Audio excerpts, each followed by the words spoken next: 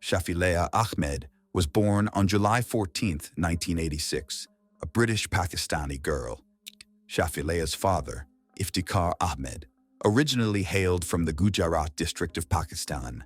At the age of about 20 to 22, Iftikhar moved to Britain for employment. While staying there for a while and during work, Iftikhar falls in love with a foreign girl and marries her. Soon he becomes a father, but when he returns to Pakistan and informs his family about his marriage, they do not accept it. Then Iftikhar's family puts heavy pressure on him to marry another Pakistani girl. Despite Iftikhar's resistance, he eventually succumbs to his family's insistence and he marries a Pakistani girl named Farzana. After the marriage, Iftikhar returns to Britain and, after revealing the truth to his first wife, divorces her. Then, after some time, Iftikhar calls his second wife, Farzana, to Britain from Pakistan. After coming to Britain, Iftikhar starts living with his wife in the city of Bradford in West Yorkshire. It is here that on July 14, 1986, Shafilea Ahmed is born. Shortly after Shafilea's birth, the family moves to the town of Warrington in Britain. It is here that Shafilea completes her early education. During this time, 2 more daughters are born in the family, and Iftikhar's family grows larger. Although this family resides in Britain, on holidays, Iftikhar used to take his wife and all his children to Pakistan for vacation. Now the year had come, 2003, and by now Shafilea Ahmed had also turned 17 and was studying law. Her dream was to become a lawyer. When Shafilea and the other children have a break on February 18, 2003, Shafilea comes to Pakistan with her family for vacation. During their trip to Pakistan, this family also participates in a family wedding ceremony. However, just a few days after this wedding, a major incident occurs with Shafilea. She accidentally drinks phenyl floor cleaner. Actually, phenyl is commonly used in Asia for cleaning floors in homes.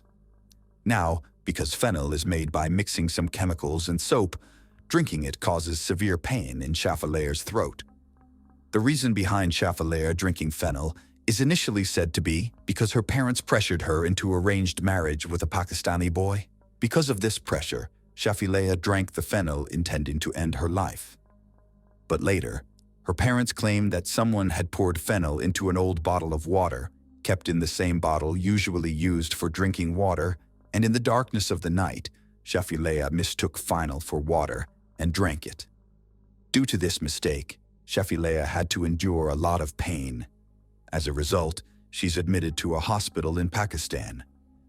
Now, because Shafilea's injury was quite severe, she has to stay in the hospital for a long time. During this time, the holidays of other family members also end, so Iftikhar takes his 2 children and wife back to Britain, while Shafilea has to stay in Pakistan for treatment.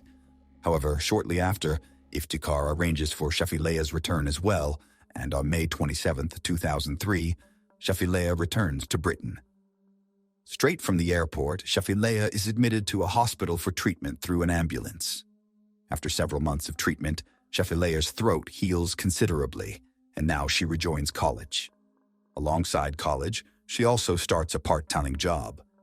But on September 18, 2003, a college teacher notices that Shafilea Ahmed hasn't been coming to college for the past week. Attempts are made to contact Shafilea via phone, but she cannot be reached.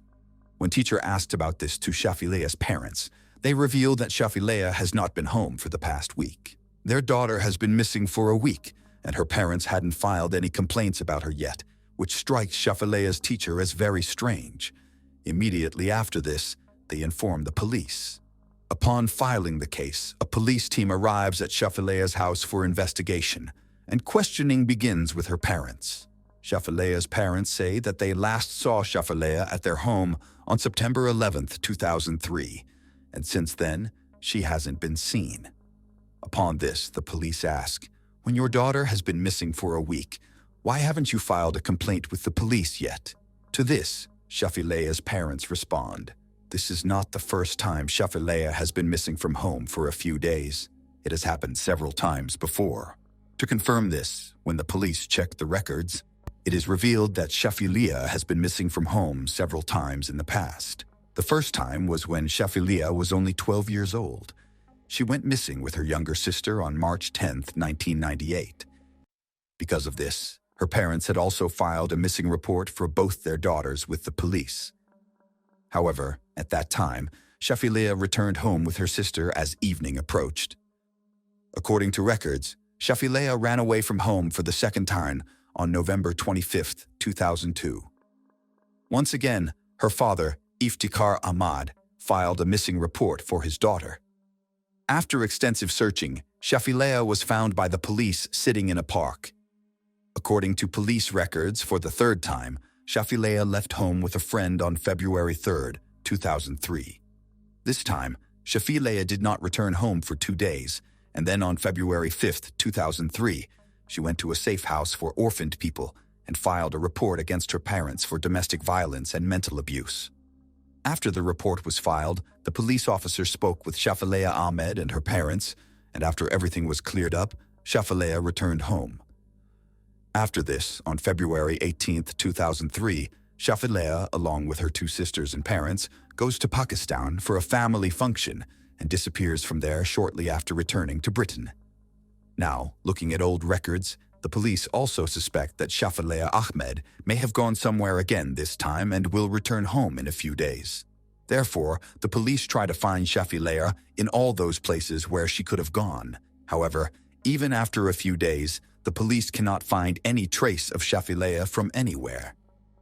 Considering Shafilea's history of running away from home before, the police show a little laziness in the investigation this time.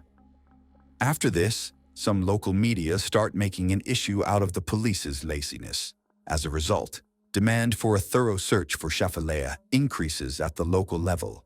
Due to the progress in the Shafilea missing case, the police accelerate their investigation. Subsequently, they discover numerous poems written by Shafilea at her home. These poems reveal her dissatisfaction with her household environment. Her parents wished for Shafilea to lead a traditional Pakistani girl's life, but she favored Western culture. Through her poetry, she expressed this pain. As Shafilea's poems reach the public, the case gains momentum, putting pressure on the police to find her. Consequently, law enforcement intervenes, intensifying their search efforts in places Shafilea could have visited. Eventually, CCTV footage confirmed Shafilea's identity to her parents, confirming that the girl in the footage is indeed Shafilea Ahmed.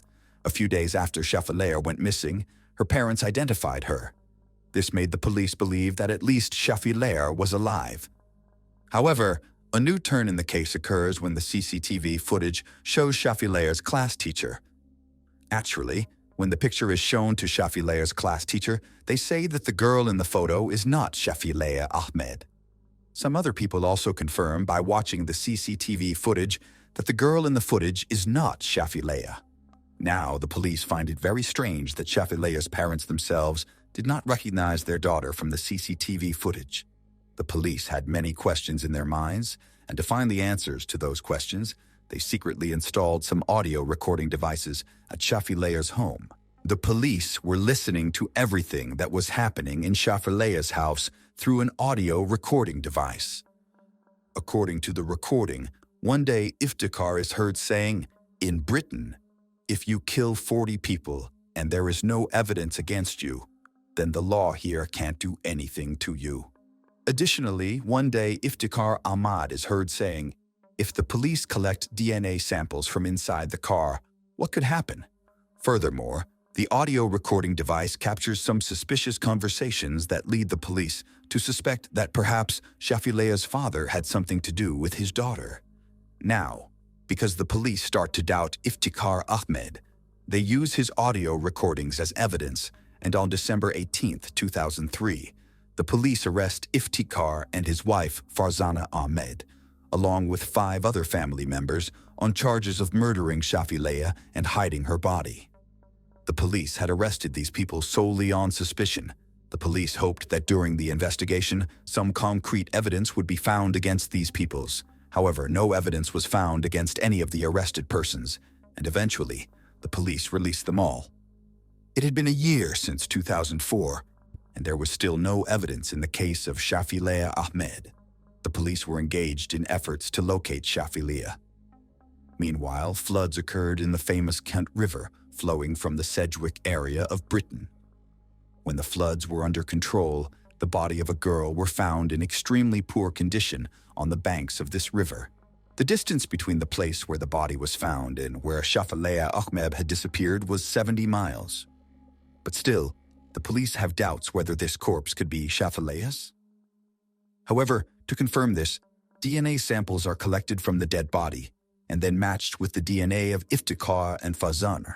In this case, a major twist occurs when a body washed away in the flood matches with the DNA samples of Iftikhar. This meant that the body washed away from the river was not someone else's but Shafilea Ahmed's, meaning in the search for Shafilea Ahmed, whom the police had been looking for the past year, now reaches the police itself in the form of a corpse.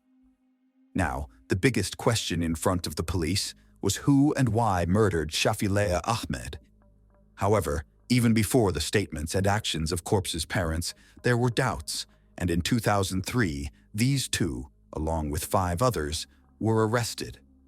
Therefore, once again, Shafilea's parents are arrested and questioned. The trial of this case is also going on, but even this time, no allegations can be proven against them, which leads the police to release them again. However, after that, the police detain some other suspects and proceed with the investigation against all of them. But despite many efforts, the police cannot reach the murderer. As time passes, people slowly start to forget about Shafilea Ahmed's case. Shafilea disappeared in 2003, and now it was 2010. That is, it had been 7 years since Shafilea's death. By now, Shafilea's family had also moved on from the incident and had become busy with their daily lives. But then, on August 25, 2010, a major theft occurs at Iftikhar Ahmed's house. By now, Iftikhar Ahmed's family had already become the center of attention in the city due to their daughter's disappearance. Due to this, when theft occurs in this house, it starts making headlines on the front page of newspapers. But once again, this puts heavy pressure on the police. Despite working honestly, the police quickly get involved in the search for the thief. After many days of hard work, the police make a revelation that surprises everyone. Actually, the police arrest not someone else, but Iftikhar Ahmed's daughter, Alicia Ahmed, on charges of theft in the house. In fact, Alicia was Shafilea's younger sister. According to Alicia, she didn't get as much money from home as she demanded and needed. Because of this, she orchestrated the theft of her father's money at her own home. However, the police had solved the theft case very quickly. But the police spot an opportunity here and now. They start talking to Alicia about her sister Shafilea, who disappeared many years ago, and reopen the file related to the Shafilea case. In the initial conversation, the police suspect that Alicia knows something about the disappearance of Shafilea that the world is still unaware of. The police officers try to uncover what happened with Shafilea, but Alicia refuses to cooperate with them. However, the police then tell Alicia, "You have orchestrated a theft in your own house, which could lead to a long prison sentence for you. But if you can provide any information about Shafilea that nobody else knows, your sentence could be significantly reduced." Afterwards, when Alicia reveals some details to the police, everyone is left stunned. Alicia explains, "It was not someone else but my father, Iftikhar, and my mother, Farzana Ahmed, who had beaten Shafilea Ahmed in front of all of us sisters. Then our father put polythene on her face, and due to suffocation, she was dead. Then he placed Shafilea's body in his car and threw it into the distant jungle. However, due to the flood, the body drifted to the riverbank from the jungle." According to Alicia, Iftikhar and Farzana did not like their daughter's modern lifestyle at all. On the surface, Shafilea started falling in love with a boy, and when this matter comes to light, Iftikhar and Farzana quickly try to arrange Shafilea's marriage with their preferred boy. When the family goes to Pakistan for a family function, there is an attempt to forcefully marry Shafilea to a boy there, but Shafilea refuses to marry for this reason, and she consumes fennel. After that, her health deteriorates, and her marriage does not happen either. When Shafilea returns to Britain, her family members here also insist on arranging her marriage with a boy of their choice. But when Shafilea repeatedly refuses this marriage, her father gets angry, and at first beats Shafilea in anger and then covers her face with a polythene bag, and then due to suffocation, Shafilea Ahmed dies here. But immediately after this disclosure, Shafilea Ahmed becomes a government witness in the case. In exchange, she is assured a minimum sentence in the theft case. However, based on Alicia's statement on September 2, 2010, Farzana and Iftikhar are arrested, and then a case of their own daughter's murder is pursued against them. Both of them remain in jail for several months after the arrest.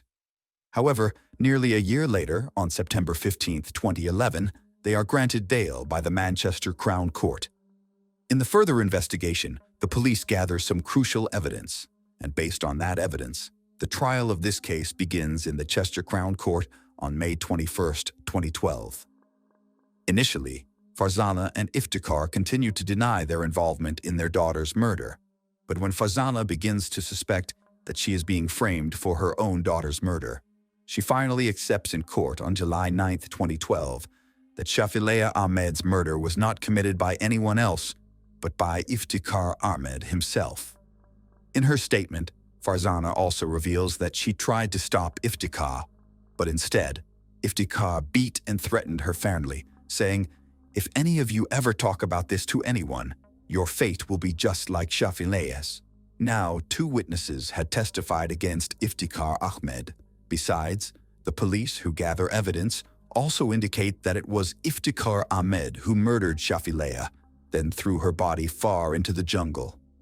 However, a natural disaster struck that area, and with the floodwaters, Shafilea's body drifted and reached the riverbank on its own. After a lengthy trial in August 2012, Farzana and Iftikhar are found guilty of murdering their own daughter and disposing of her body. After the murder, they are then sentenced to 25 years each. It is also proven in court that this was an honor killing. Following this verdict, every year on July 14th, Shafilea Ahmed's birthday, the National Day of Memory for Victims of Honor Killings, is observed in her memory. So with this, the case of Shafilea Ahmed comes to a close. However, perhaps nature also desired that Shafilea Ahmed receive justice and her killers be punished. Therefore, albeit late, Shafilea's parents, her murderers, are also sentenced. The case of Sarai Sierra, she went across the ocean to meet her death.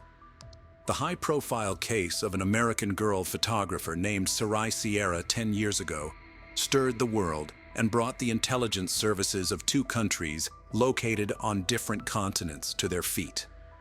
The U.S. citizen disappeared without a trace during her photo tour in Istanbul, as if vanishing into thin air. This story was widely covered in the press, and the situation and circumstances were so strange that it gave rise to a lot of rumors and conspiracy theories. Despite active, large-scale, and timely searches, it was unfortunately not possible to find the girl alive. Her body was found in the historic center of the city, near the walls of Sarayburnu. But how did it happen that in a white day in a popular tourist spot so simply took a person's life and no one even noticed it? To understand this case, it is necessary to restore the whole chain of events that led to this tragedy, and now we will try to do it together. Sarai Sierra. Early years. Sarai Sierra was born in New York in 1979 on November 9th and became the 2nd child in a large family. She was brought up together with her older brother David and younger sister Christina. Their parents, Dennis and Bethany Syme Jimenez, were of Puerto Rican descent, but emigrated to the United States in 1973, settling in Manhattan, where their children were born. Shortly after moving, the couple joined the local Protestant community and became evangelical Christians. They brought up all their children in strictness, following the religious canons of their adopted faith. The family attended church regularly, socialized with other members of the community, and the children attended Sunday school. Sarai grew up to be an active, creative person and also stood out for her strong-willed but rather complex character. Unlike her younger sister Christina, who was a quiet, obedient, and very modest girl, Sarai was considered a rebel and a hooligan. But at the same time, she respected her parents, recognizing their undisputed authority. In the Jimenez family home, there were strict rules to which all members of the family obeyed. This applied to the daily routine of its inhabitants, many everyday moments, as well as norms of behavior. For example, the daughters were not allowed to socialize with boys, go on dates, or be out of the house after 9 o'clock in the evening. All their friendly contacts were controlled, and parents always knew where and with whom their children were. In fact, Sarai's entire life revolved around home, school, and church, and her social circle was limited to the people in those places. The active, energetic, socially oriented girl was bored and cramped within the framework in which she was kept. But her parents were sure that they were doing the right thing for the good of their children. During her school years, Sarai planned to enter a pedagogical university and become a teacher in the field of culture or arts. But closer to the end of her studies, she became interested in psychology and began to think about connecting her future profession with this field of activity. During one of the meetings of the religious community, slender, dark-haired beauty attracted the attention of a young man named Stephen Sierra. He was the first to approach her and made an excuse to talk to her. Sarai was barely 18 years old at the time, and her new acquaintance was 7 years older than her. But despite the age difference, with the approval of their parents, the young people began dating. Stephen immediately liked Dennis and Bethany, who thought that this decent, polite, and honest young man would be a good match for their daughter. Most likely, Sarai was not madly in love with the guy, but agreed to marry him, mostly for the sake of finally moving out of her parents' house and freeing herself from such tight control. It should be noted that Sarai had a good relationship with her parents, but she wanted some freedom to live her own life and plan her own future. Less than a year after meeting, in February 1999, the couple got married. The bride was 19 years old at the time, and the groom was 26 years old. Soon after, the couple moved to the state of Michigan, where Stephen's parents lived. For Sarai, this move was a real event, because before that, she spent all her conscious life practically without staying in his native New York. The change of scenery did her good, and in a new place she seemed to revitalize. Sarai enjoyed shopping for things for her new home, making it cozy, enjoying new acquaintances and new places. She got a job at a local dental office as a receptionist, and was thinking about getting a college degree after all. However, Sarai soon became pregnant and had children, first a boy and then a girl. Entry into the university had to be postponed because the young woman was completely absorbed in motherhood and enjoyed it.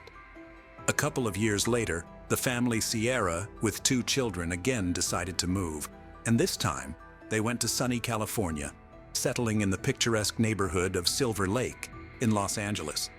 Here, Stephen was offered a job, but soon the couple realized that the money he was earning, they do not have enough to live on.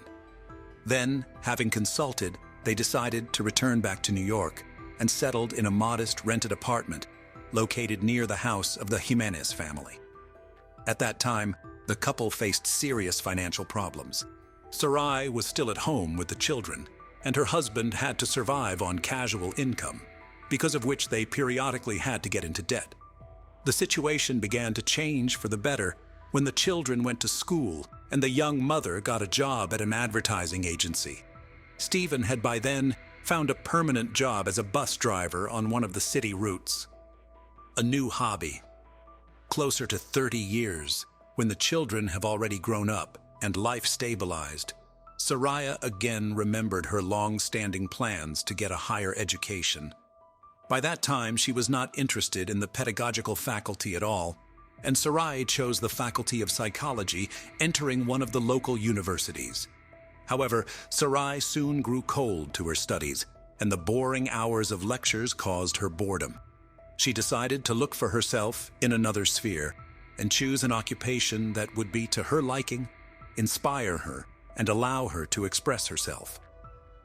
Since Sarai had always been a creative person, good at drawing and seeing the beauty in everything, she became interested in photography and soon joined a well-known New York photography community to be able to develop in this direction. She was widely recognized as having a real talent.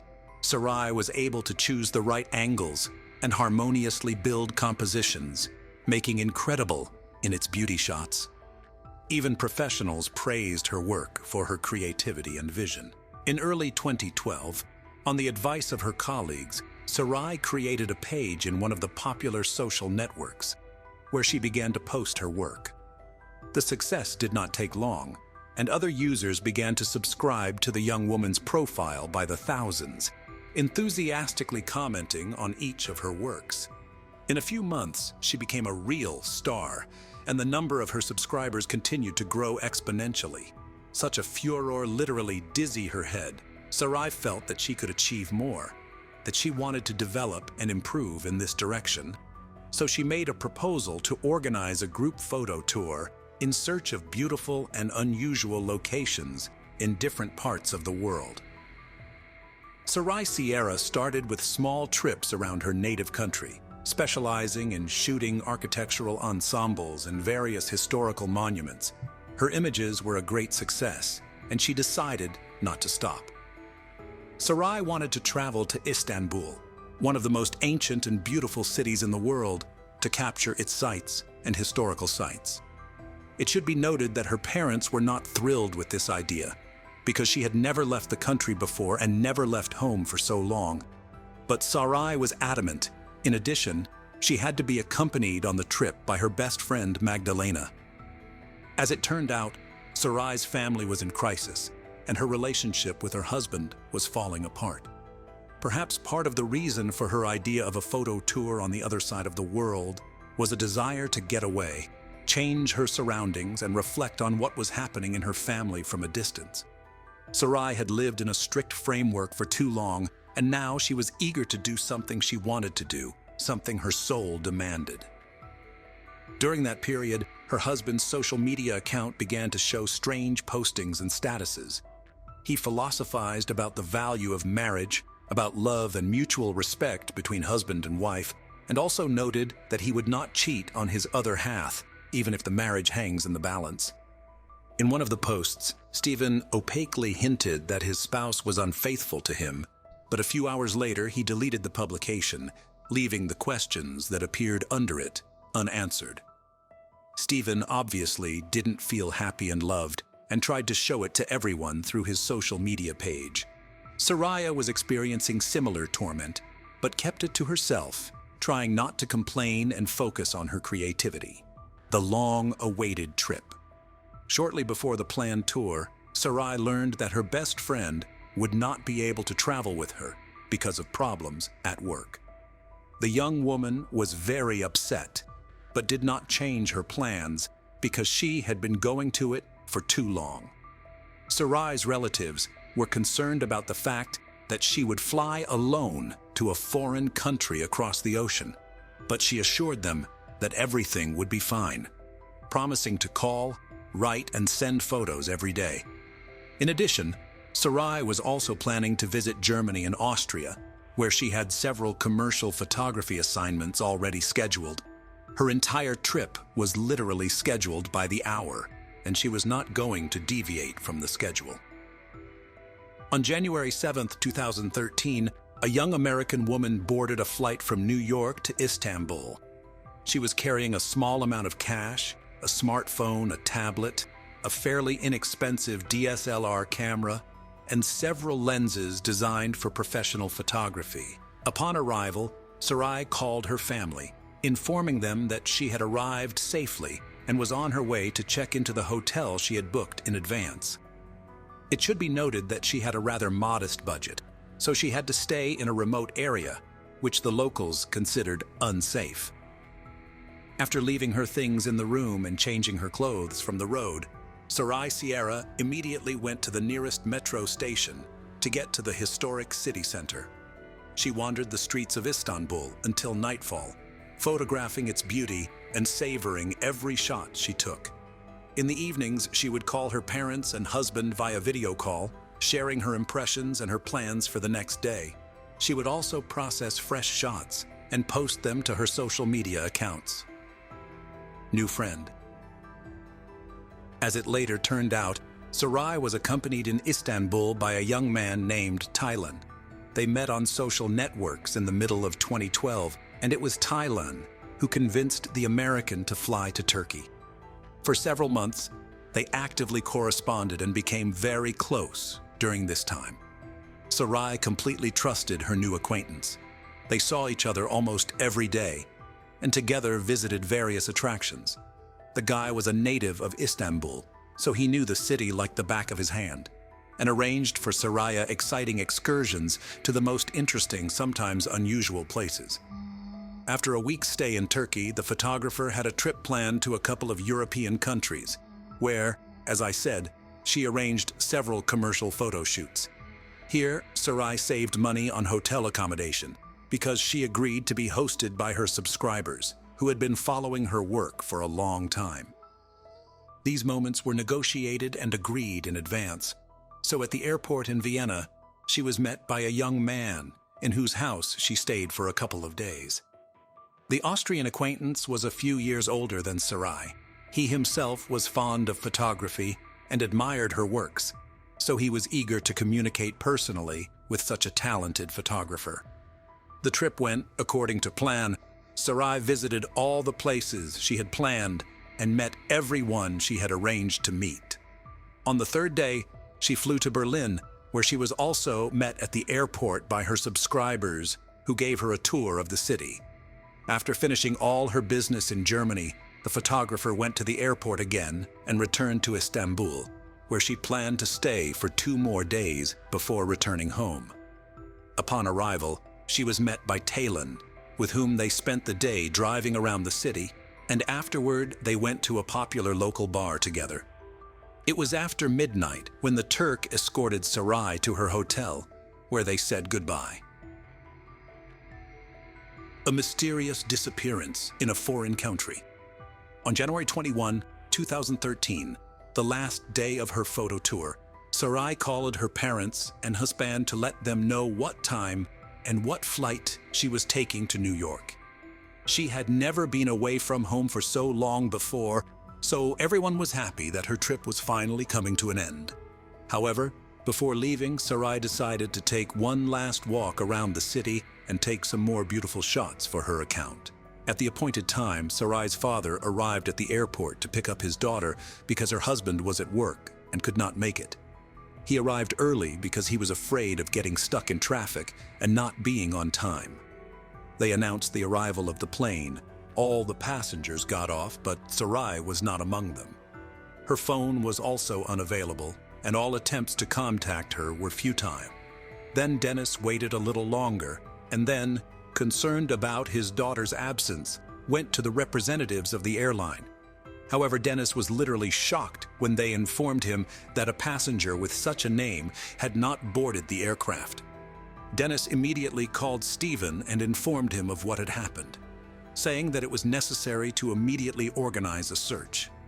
Sarai's husband first contacted the hotel where his wife was staying in Istanbul, but there he was told that her belongings were still in the room, and she had not checked out, although she should have done so yesterday, and did not appear in the hotel for the second day. This information caused a real panic among the family members because they did not know where Sarai was and did not understand how to proceed. Stephen, who had access to his wife's accounts, decided to check them, looking for some clues. There, he found his wife's correspondence with Taylan, which seemed very suspicious to him. Nevertheless, he decided to contact the Turk himself to find out what he knew. But Taylan claimed that he had seen the missing woman the day before the planned departure, and before the flight she did not even call him, although she promised.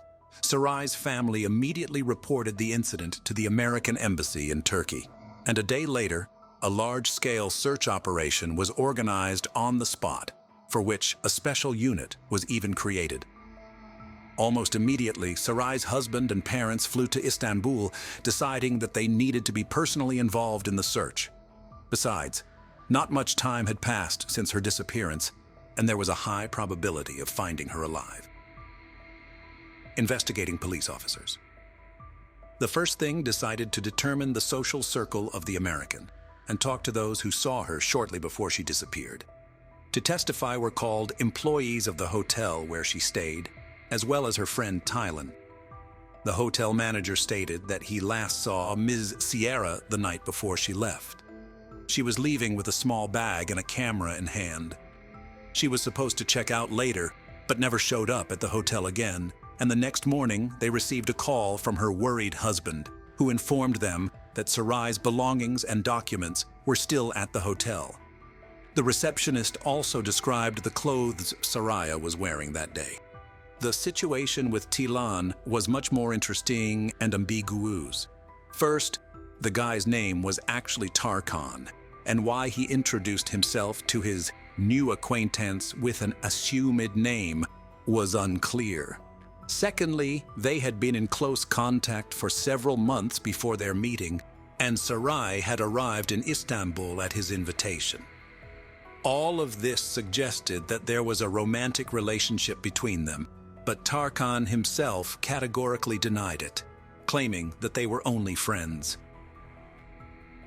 The next stage of the investigation was to recreate in as much detail as possible the route that Sarai took that day. For this purpose, her cell phone data was checked, as well as street CCTV footage. Thus, it was established that the young woman took the subway to Sultanahmet district, visited the promontory between the Bosphorus Strait and the Golden Horn Bay, visited Eminonu Market, but there she was lost in a large crowd of tourists. Then her trail was retraced to the subway, where she was going down to go to the Sarayburnu walls, but she soon disappeared from the camera's view again. Frightening discovery. The searchers decided to go to the ruins of the Sarayburnu walls to comb the area and interview people. Maybe someone remembered a lone woman with a camera in her hands. After several hours, the search was successful, if you can call it that. The body of a young woman with no signs of life was found near the ruins of the walls of ancient Constantinople. It was covered with an old dirty blanket, so it was not conspicuous. Investigators assumed that it was in this blanket that Sierra was brought here. Forensics believed the body had been there for about 10 to 12 days before it was found. There were no clothes on the lower part of the body, which immediately prompted a version of violence, which was later confirmed by experts. The autopsy revealed that Sierra died from a blow to the head with a blunt, heavy object, but there were also several hematomas on her body and a couple of ribs were broken. In addition, pathologists found particles of epithelium and blood under Sarai's fingernails, and this indicated that she had defended herself and scratched the perpetrator. The crime looked strange and even ridiculous because the victim's bag, smartphone, and camera were stolen. But at the same time, she was wearing gold earrings, wedding ring, and expensive watch, which immediately caught the eye. All that could be found on camera footage from the area was a young woman who looked like Sarai, filming something on her phone, and then a man approached her, either hitting her or pushing her, and then they both disappeared from the camera's view. The attacker was not immediately identified. Versions and conspiracy theories. Almost instantly, the information was leaked to the media, almost provoking an international scandal. The whole point is that from the TV screens and from the pages of newspapers every day appealed to people to help in the search for the missing American woman and tell if anyone knows anything. But at the same time, the investigation was silent. And when the body was discovered, the situation became even more confusing. Many people wondered why a young married woman suddenly flew alone across the ocean. What was she doing in Istanbul and Europe? And with what funds had she traveled there? It all looked suspicious indeed, and investigators initially thought that Sarai had gone to see her lover, Taylan, aka Tarkan, and afterward flew to another man in Austria. But both her buddies denied being intimate with the victim. Later, it turned out that the man who sheltered Sarai in Vienna has a criminal record, in connection with which there was a version that he could use the American as a drug courier. But a thorough check did not confirm this speculation. There were also rumors that Sarai could work for the U.S. intelligence services and to collect information in other countries. Allegedly, hence the money for intercontinental flights. This version looked untenable, so it was not even seriously considered. The investigation of this high-profile case was carried out by Turkish special services, together with the FBI. But at first, they did not have any serious leads. Only a few weeks later, the police came to the alleged perpetrator, a previously convicted and unemployed guy named Tal Salih, collecting waste paper on the city streets.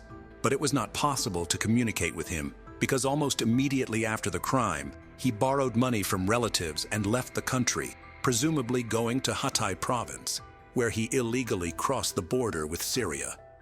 After obtaining a warrant, police searched the suspect's home, where they took a sample of his DNA and compared it with skin particles and seminal fluid found on the body of the murdered woman. After that, the last doubts were dispelled. Tal Salih was the perpetrator of the crime. In addition, the victim's phone was last switched on in the neighborhood where he lived. When it became known that the criminal fled to Syria, the special services lost all hope of getting to him. But soon, fate itself gave them an unexpected surprise. This guy was detained while trying to cross the border illegally again, but this time he was trying to return to Turkey.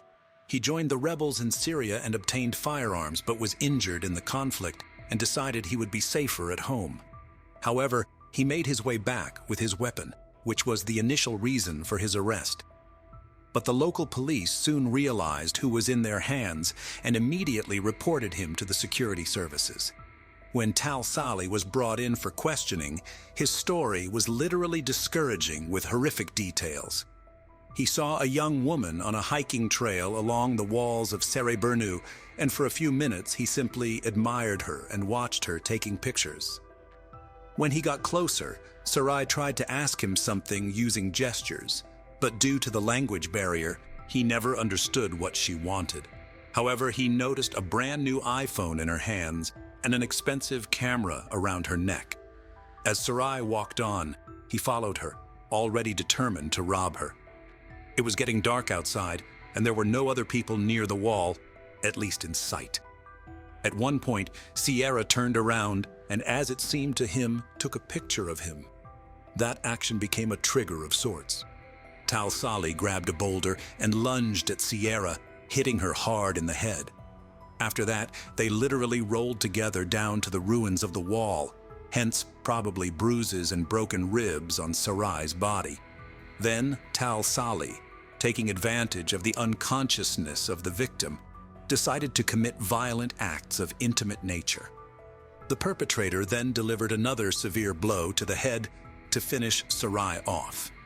Tal Salih took the victim's bag, her camera and phone, and walked away.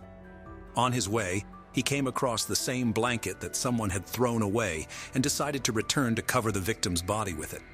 By that time, it was finally dark outside, and the chances of meeting someone at the wall were minimal. Once back, the perpetrator dragged the body a little to the side, positioning it so that it would not be visible from the hiking path. He then covered it with a blanket and left. Surprisingly, while the search for the American woman was going on, the perpetrator visited the crime scene one more time to make sure Sarai was dead and her body was lying where he had left it. When Tal Salih learned from the news that his victim had been found, he realized that the police would quickly get on his trail, so he decided to flee the country, borrowing money from his sister, who always felt sorry for him. By the way, he was never able to realize the stolen goods. The camera was broken in the process of falling. The smartphone had a password, which the criminal unsuccessfully tried to unravel while at home. Hence the signal, and all the other stolen items he threw away when he went on the run. The defendant did not deny his guilt, and judging from his accounts, he did not regret what he had done, nor did he suffer from pangs of conscience. As key evidence, DNA forensic evidence was presented, which confirmed that it was his skin that was found under the fingernails of the murdered woman, and his seminal fluid was found on her body. Also, Sarai's cell phone was last switched on in the vicinity of his residence. In addition, the case file was supplemented with a video surveillance camera recording of the attack itself. After all the evidence was presented, it was decided that a psychiatric examination was necessary because of the belief that Tal Sali was insane. This idea was suggested by his actions, behavior, and the calmness with which he described in detail the atrocities he had committed. But experts concluded that he was sane and fully aware of his actions when he attacked his victim. In the summer of 2014, the judge finally delivered the final verdict. Tal Sali was found guilty on all counts against him and sentenced to life imprisonment. Sarai's relatives considered this decision fair. The body of the murdered American woman, after all the necessary expert examinations, was transported to her homeland in New York, and all related costs were borne by a Turkish airline. Sarai was buried in compliance with all religious rites and traditions. Family members of the deceased created an internet site dedicated to her memory, where they published her works, which had not appeared anywhere before. The photos were a great success, and people from different parts of the world were ready to buy them. The money received from the sale of pictures, the family saved for college education for orphaned children, Sarai. As for Stephen, he categorically denied that in his and his wife's family life was a crisis, which pushed the young woman on that fateful trip. Soon, Stephen became close to a girl from the Christian community who supported him in a difficult period and often came to his home to help him with his children and household chores. 2 weeks before the first anniversary of his wife's funeral, Stephen walked down the aisle with his new chosen one. When the perpetrator was finally sentenced, Stephen was already married and preparing to become a father again. The story of Sarai Sierra was the basis for a series of TV programs and talk shows, as well as detective documentaries. In addition, feature projects have also been based on it. Jack, and today we're going to take a look at another horrible case with you.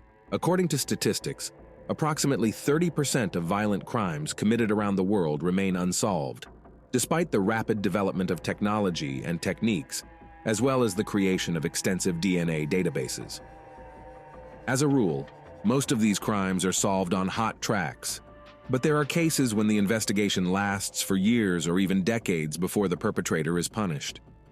But the Ellen Ray Greenberg case, which we will look at in this video, is interesting in that for many years of investigation, it has hardly moved forward. The case has been investigated with numerous irregularities, and over time, there are more questions than answers. The brutal murder of a young woman to this day remains a mystery, and what is remarkable is that the investigation is trying hard to prove that the cheerful Ellen, who was enthusiastically preparing for her own wedding, suddenly decided to leave her life. But let's try to understand everything in order. Who is Ellen Ray Greenberg? Ellen was born in New York in June 1993 in the family of Santa and George Greenberg. She was the only child of her parents, growing up in love and care. During high school, the girl was actively engaged in team sports and even gave hope as a promising athlete. She was an active, restless, and sociable child, but at the same time studied well, showing a special interest in the humanities. After graduating from high school, Ellen became a student at Pennsylvania State University, where she received a degree in public relations. But having started working on a specialty, Greenberg realized that this is not what she would like to devote her life to. Parallel to work, the girl enrolled in the correspondence department of the Pedagogical Institute. A few years later, she brilliantly defended her diploma and moved to Philadelphia, where she was hired to work in one of the local schools as a junior high school teacher. According to relatives, Ellen's life was going great. She was full of enthusiasm, made big plans for the future, and simply adored her work and small students. At the same time, Ellen met a boy with whom she had a torrid affair, and soon they began to prepare for their wedding. The girl's favorite was a young man named Samuel, or just Sam, Goldberg. He was from a fairly wealthy and well-known family in the city. His parents owned their own large business, and his uncle had a reputation as one of the best lawyers in the state. The young men met in 2009 at a party, thanks to their mutual acquaintances, and immediately liked each other. The friendly interaction quickly turned into a rapidly developing romantic relationship, and soon they decided to move in together and live together. On the eve of 2011, Sam made his beloved a proposal, which was the best gift for the new year. He gave her a beautiful diamond ring, and the couple began to prepare for the upcoming wedding, which was scheduled for the spring of the same year. Family members of both young people took the news with joy, and it seemed that the happiness of lovers can no longer interfere with anything. Ellen plunged headlong into the pleasant troubles associated with the wedding, making lists of guests and sending them invitations, choosing a venue and elements of decor for the event, trying on wedding dresses, trying to create their ideal image, and planning a honeymoon. It is noteworthy that almost all these issues the bride was engaged in independently, and the groom did not visibly participate in the process. But loved ones did not attach much importance to this, and Helen never complained. True, there were some oddities, to which everyone paid attention only after the tragedy occurred. In January 2011, the weather in the city was very snowy and frosty. On the 26th, Ellen went to work at school as usual, but close to noon there was a strong wind and a blizzard, so classes were canceled and students and teachers were sent home. Ellen returned to the apartment she and Sam shared. It was in a cozy apartment complex located in one of the quiet areas of the city. Soon Sam returned home as well. According to some reports, the couple that day quarreled, which was mentioned in passing, and Sam himself, but later he began to deny it. Close to 5 p.m., Sam decided to go to the gym located in the same apartment complex. He was gone for less than 1 hour, but when he returned, he could not get into the apartment because the door was locked from the inside. Sam first knocked loudly and insistently, then began calling his fiancée by name, which attracted the attention of neighbors, and then began calling her on the phone and sending messages.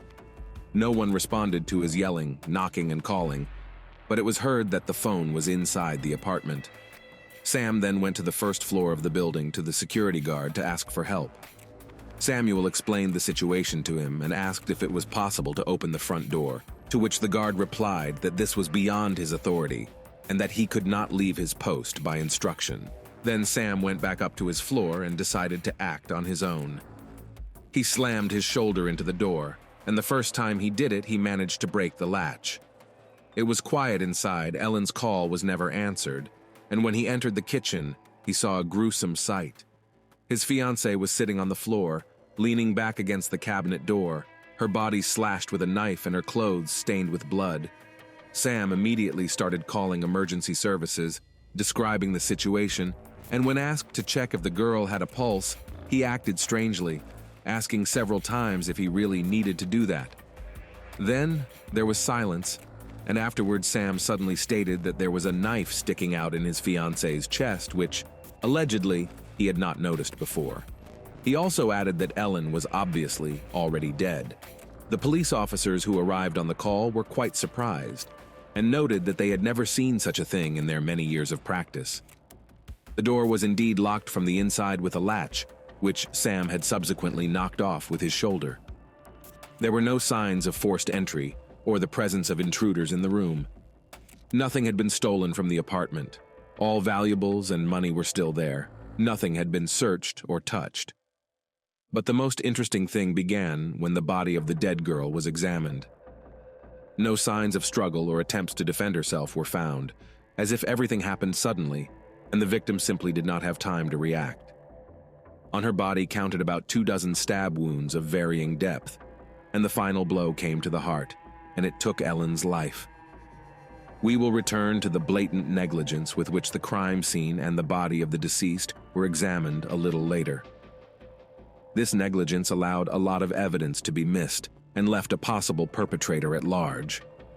But even more strange was the behavior of the police, who even before the medical examination thought that Ellen had done this to herself.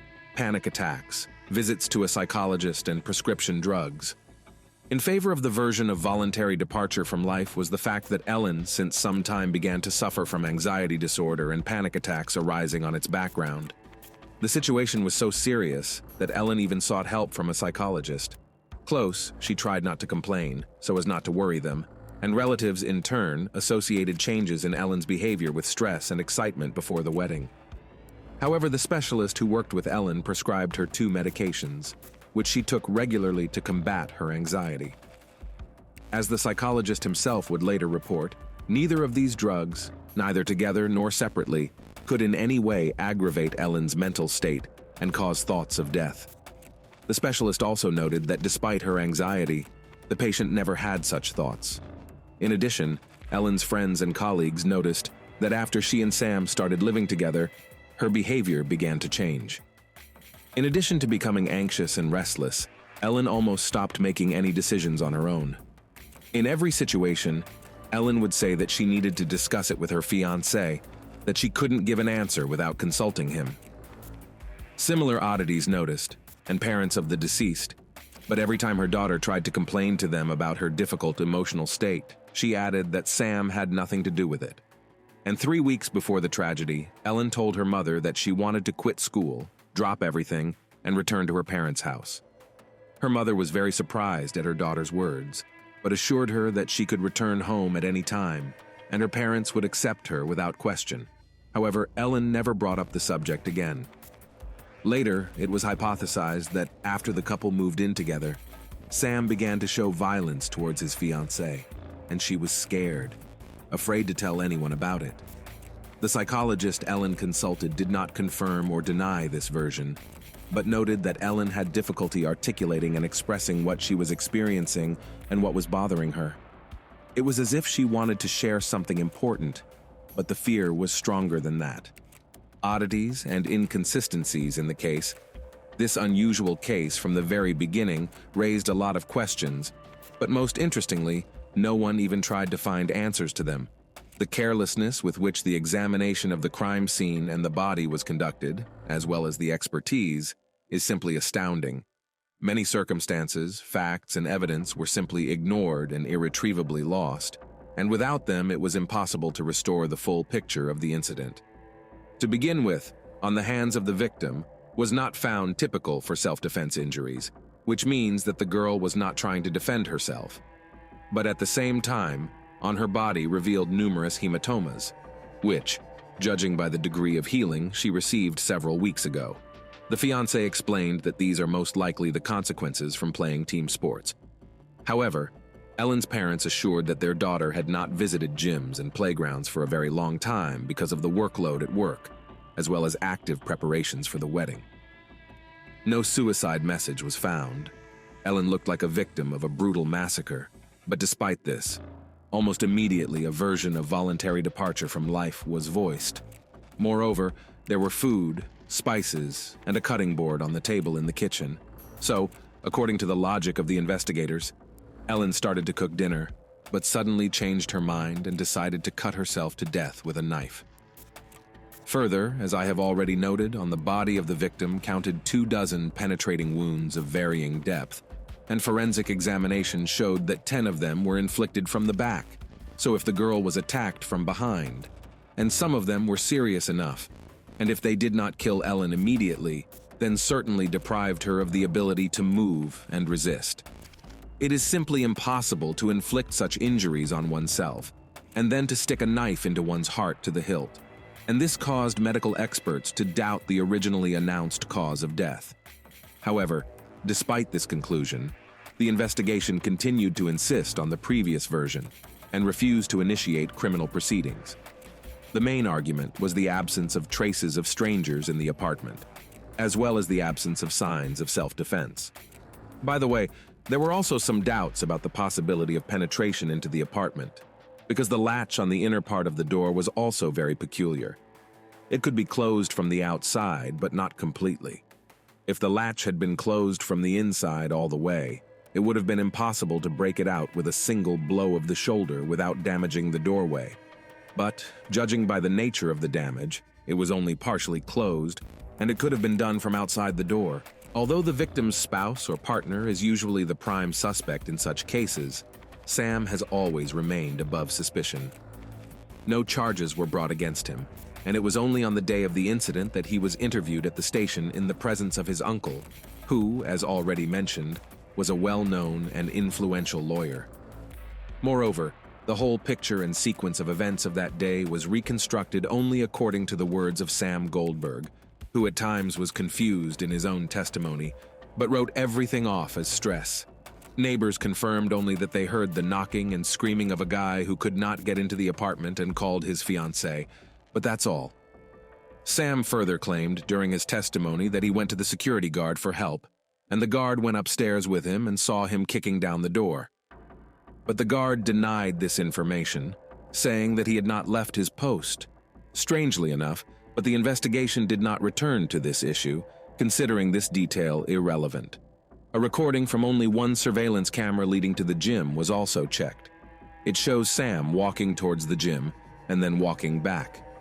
But in the interval between these two events, he could well have gone out through another passage and then returned to the gym in the same way. However, his alibi was not checked, and possible witnesses who could confirm that he had been working out or deny it were not even looked for. Sam did not call the police until an hour later, after he found the door locked and his fiancée unresponsive to knocking and shouting.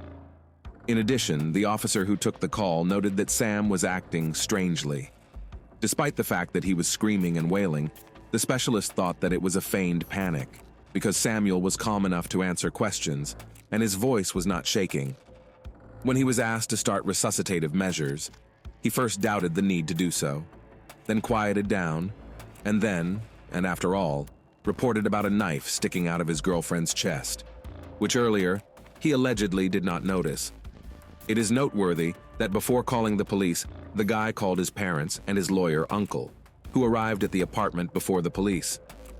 To the station to testify, as already mentioned, Sam also went together with his uncle. In addition, the next day Sam went back to the sealed apartment with the same uncle to get some personal belongings and took out all of Ellen's gadgets. They took 2 laptops, a phone, and a tablet of the deceased. When the investigation suddenly decided to check these devices a few days later, it turned out that the search queries included topics related to voluntary demise. The police officers who arrived at the scene made only a cursory examination of the scene and concluded that Ellen had taken her own life. Subsequently, despite the emergence of new details, they refused to change their verdict. The order of the wounds could not be established, but it is certain that the final blow was a blow to the heart. The medical examiner who conducted the autopsy found all this very strange, and he decided to conduct his own additional investigation, sending a sample of the spine of the deceased to a highly specialized specialist who could give a conclusion regarding the integrity of the spinal cord.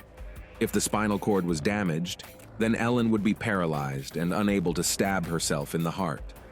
But soon the expert miraculously changed his mind and abandoned his investigation, stating that according to his report, the spinal cord had not been damaged. However, the conclusion itself was never attached to the case materials. It also didn't bother anyone that with such numerous and extensive wounds on Ellen's body, there was very little blood around, which could indicate that someone had wiped it off, but no one even bothered to look for possible washed-away marks. The luminol used in such cases was simply ignored. The trash cans in the apartment were also not examined, and if there was any evidence in them, they were lost forever. The unhappy parents were informed of the death of their only daughter by the Goldberg family, for they were the first on the scene. Ellen's family lived in another town, a couple hundred miles away from their daughter, but they arrived as quickly as they could. Santa and George couldn't believe what was happening, and flatly denied that Ellen could have taken her own life. But the grief-stricken parents were never given a clear answer to the question of what happened that night with their daughter, only a dry conclusion and refusal to initiate criminal proceedings. Then the Greenbergs decided to conduct their own investigation with the involvement of independent specialists.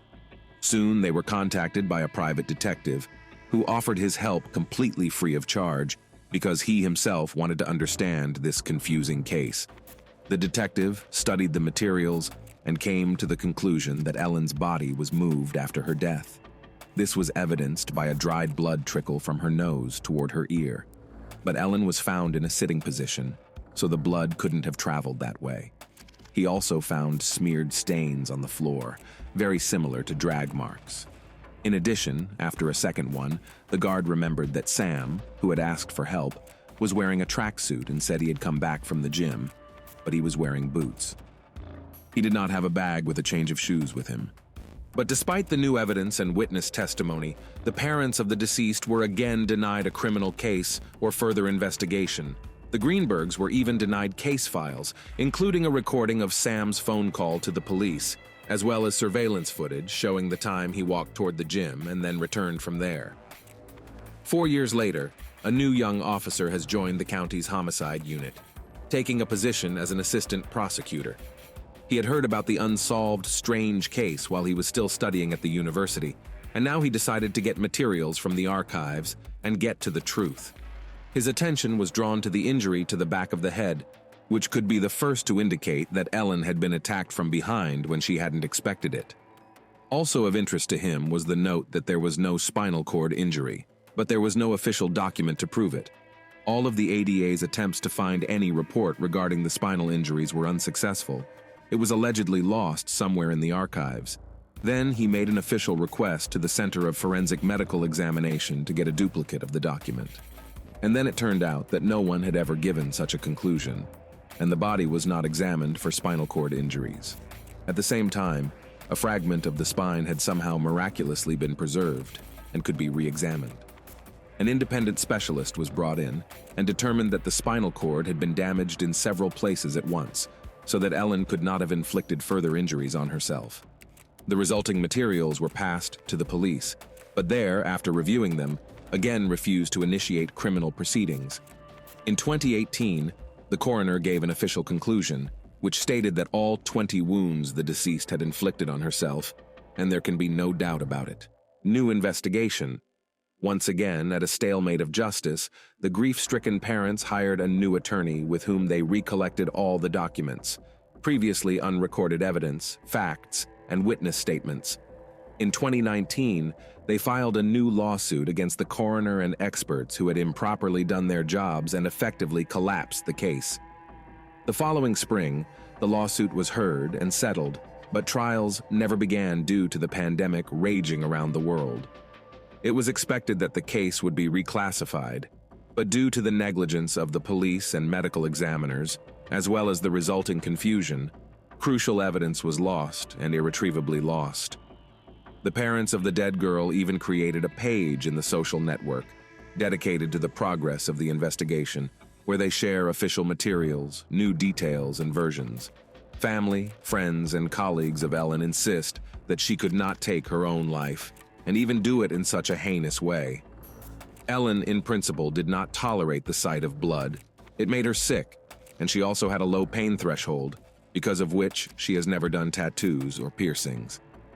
In the summer of 2022, the case was dismissed again, but the Greenbergs got it transferred to the district attorney's office, where a new prosecutor took over. The investigation began again, 11 years after those terrible events. But to this day, the investigation has never been finalized. How did Sam's fate turn out? For the first year after the tragedy, Samuel tried to keep in touch with his estranged father-in-law and mother-in-law. However, he did not take any part in the investigations initiated by them. He flatly refused to communicate with the police, and it seemed that he was not interested in the case. He himself adhered to the official version that his fiancée himself inflicted fatal injuries. Goldberg soon found solace with another girl, and just a year later married her. Together with his wife, he moved to another state and stopped contact with the Greenberg family. Now he and his wife are raising 2 children together, and about the dead ex-fiancée, Sam tries not to remember. What do you guys think? Is Sam responsible for Ellen's death? Thanks for watching. Jack was with you. Subscribe to the channel and don't forget to click on the bell not to miss new stories from around the world. See you soon. Take care.